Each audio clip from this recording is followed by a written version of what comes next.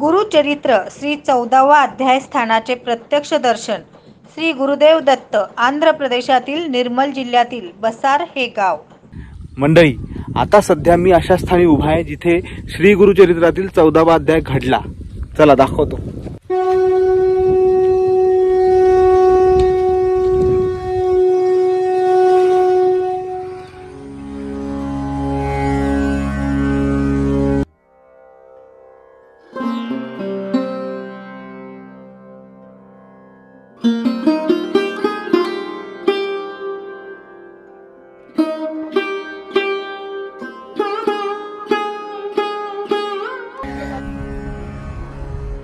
मंडळी, इथे मंदिरामध्ये काका भेटले। त्यांचं नाव श्री मधुकर रामचंद्र मुळे।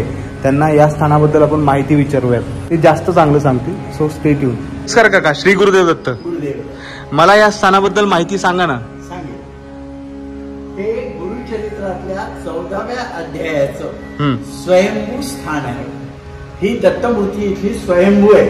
ही मूर्ती कोणी मांडलेली नाही। बर, दत्त मंदिर ज्या शिळेवर आहे त्या शिळेतून ती मूर्ती उत्पन्न झालेली, वेगळी शिळा आणून ठेवलेली नाही। अच्छा, स्वयंभू दत्त मूर्ती आहे। अच्छा, हे स्थान गुरुचरित्रातल्या 13व्या अध्यायाच्या दृष्टीने फार महत्वाचं। हा औदुंबर वृक्ष, स्वामींची ध्यान गुहा। बर, नरसिंह स्वामी इथे गोदावरी तटक यात्रा करत करत आले तेव्हा ते कुणाच्या घरी जात नसत। तेव्हा ते या गुहेमध्ये थांबले तपश्चर्या करत। बर बर बर बर। आपण आज जाऊन गुहा पाहू शकता। जाऊया। हो मंडळी, आपण या गुहेत जाऊया।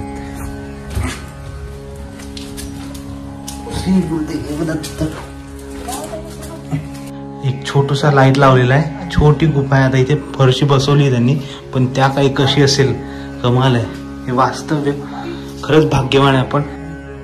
हे बघा, इथे छोटूसा नृसिंह सरस्वतींचा फोटो आहे। आणि हे बघा, हा इथे छोटा लाईट लावलेला आहे। छोटी गुफा आहे। कमाल आहे की नाही अनुभव? खरंच काहीतरी पूर्वजन्माची पुण्य आहे म्हणून हे सगळं भाग्य लाभलंय। कमाल कमाल, नक्की या इथे। आता आपण बाहेर जाऊ।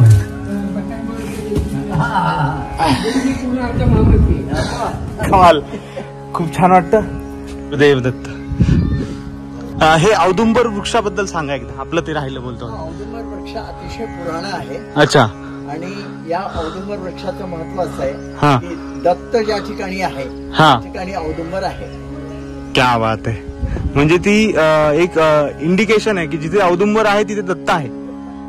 क्या बात आहे, क्या बात। आता या ज्या पादुका दिसतात ह्या कोणाच्या आहेत? हा कल्याण पादुका आहे।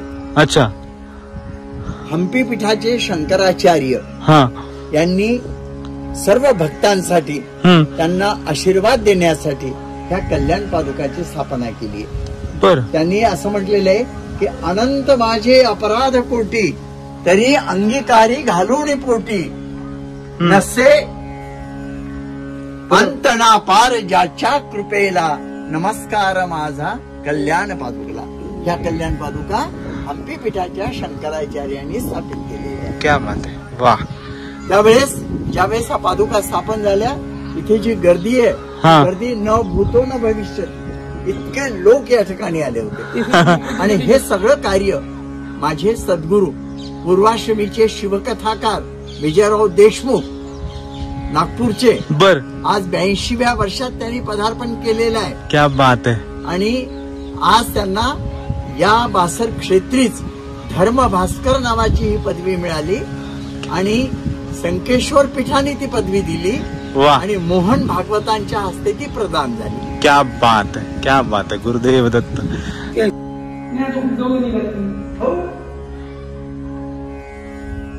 एवढी मोठी आहे की ही शिळा, या शिळेवर मंदिर आणि या शिळेत स्वयंभू दत्त मूर्ती। क्या बात आहे। हा पहाड जो दिसतोय या शिळेला चिटकून होता। बर, तर याला अनेक ब्लास्टिंग केले। याच जवळ 14 ब्लास्टिंग करून हा पहाड बाजूला सरकवला। बर, मंदिर मूळ मंदिराला बिलकुल धक्का लागला नाही। ही स्वामींची कृपा। खरंच खरंच हे शिवकथाकार विजयराव देशमुख अच्छा 2012 मध्ये हा बासष्ट क्षेत्रीय आले. हा त्यांनी हा सायमदेवाचा जीर्ण वाडा हा आणि सायमदेव इथे राहत होता हा याचे अनेक प्रूफ हा आम्हाला दिले. बर. आणि आजही तो वाडा हा. कुणाच्याही नावावर नाही. क्या म्हणजे बात. तो सायमदेवाचा वाडा आहे. करेक्ट. मंडळी दर्शन घेतलं आणि काकांनी खूप सुंदर माहिती दिली. अजूनही जी 14वा अध्यायातील जी गोष्ट मी त्यांना विचारली होती ती आता सांगणार आहेत, ती ऐकूयात. चला.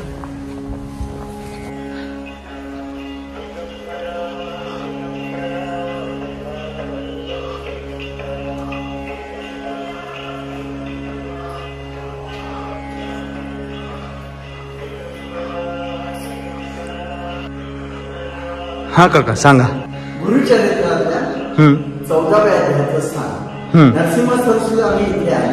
अच्छा. अनेक ठिकाणी नरसिंह सरस्वती स्वामींची मूर्ती बसलेली आहे. यांचा जन्म कारंजा येथे झाला. बरोबर. पण या ठिकाणी मूर्ती उभी असण्याचं कारण गुरुचरित्रातला 14वा अध्याय. बर. सायमदेवावर प्राणांतिक संकट आलं. विदर्भचा बादशाह त्याला मारणार होता. अच्छा. त्यावेळेस तो स्वामींना शरण आला आणि स्वामींनी त्याला अभय दिलं. बर. तू बादशहाकडे जा. जेव्हा तो बादशहाकडे गेला तेव्हा बादशहाला दरदरून घाम फुटला. मी तुला बोलावलंच नव्हतं आणि तू इथून लवकर निघून जा असं म्हटल्यानंतर तो निघाला परत. तू असं नाही जायचं. तर स्वामींसाठी हे वस्त्र अलंकार सगळं घेऊन जा. जो तुला जीवदान देऊ शकतो तो मला मारायला कमी करणार नाही. म्हणून त्यांनी वस्त्र वगैरे दिलेले स्वामींच्या. म्हणून मूर्ती इथे अभय दिलेली. आणि माझ्या महाराजांची कल्पकता अशी आहे की स्वामी जेव्हा 1417 मध्ये 62 क्षेत्रीय आले तेव्हा ते केवळ 29 वर्षाचे होते. त्यांच्या मूर्तीवर दिसतो. सायमदेव त्यावेळेस 26 वर्षाचे होते. आणि हे जे बाजूला मूर्ती आहे हे माझ्या सद्गुरूंचे गुरु. या सद्गुरूंच्या कृपेमुळं या ठिकाणी वासमध्ये 1.5 कोटीचं काम झालं. पण कोणाच्या बोटाला यात किंचितही इजा झाली नाही. हे अतिशय स्पंदनशील असं क्षेत्र आहे. या ठिकाणी गुरुचरित्राच्या पारायणाने यावं. 7 दिवस त्या उपासकाची ट्रस्ट तर्फे व्यवस्था करण्यात येते. भोजन निवास व्यवस्था. एवढा मी होतो. दर पौर्णिमेला त्या ठिकाणी पालखी उत्सव होतो आणि अन्नदान होतो. गुरुदेव गुरुदेव दत्त. खरंच म्हणजे खूप काठी येतात अंगाला. शहारे आलेत. खरंच जागृत देवस्थान आणि खरंच काहीतरी पूर्वजन्माची पुण्याई आहे माझी, माझ्या आईबाबांची. म्हणून या स्थानी यायचं भाग्य मिळालं.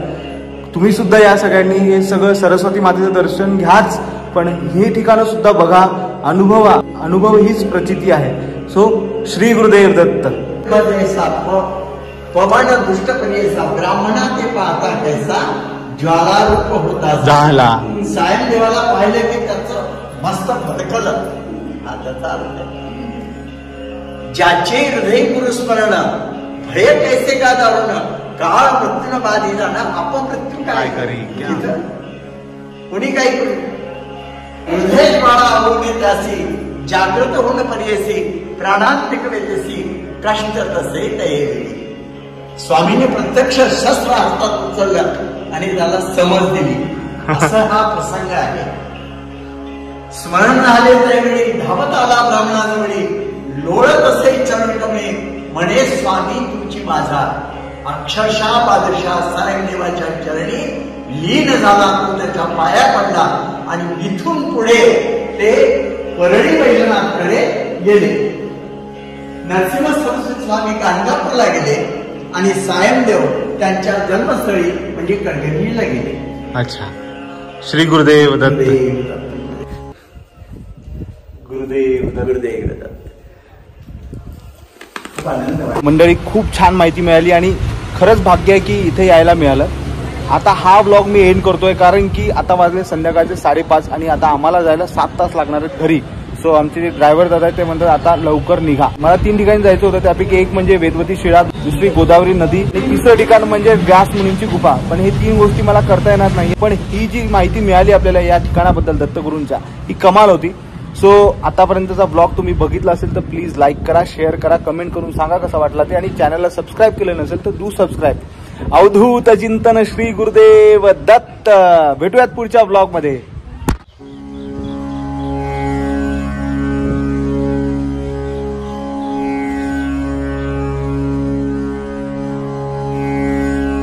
सत्यविजय न्यूज चॅनल, संपादक मल्लय्या स्वामी. या चॅनलला लाईक करा, शेअर करा, सबस्क्राईब करा.